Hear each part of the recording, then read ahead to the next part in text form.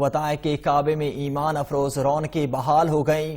روزہ رسول صلی اللہ علیہ وسلم کا پر نور منظر کرونا وبا کے باعث 7 ماہ بعد آج سے مرحلہ وار عمرے کی ادائیگی کا آغاز ہو گیا۔ سعودی شہری اور مقیم غیر ملکی عمرہ کی ادائیگی کر سکیں گے، جبکہ یومیہ 6000 اہل ایمان کو عمرے کی سعادت حاصل ہوگی۔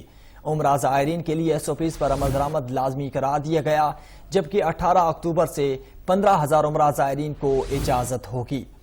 آپ کو اس خبر سے آگاہ کر رہے ہیں کہ کعبے میں ایمان افروز رونقیں بحال ہو گئیں۔ روزہ رسول صلی اللہ علیہ وسلم کا پر نور منظر ہے۔ کرونا وبا کے باعث 7 ماہ بعد آج سے مرحلہ وار عمرے کی ادائیگی کا آغاز ہو گیا۔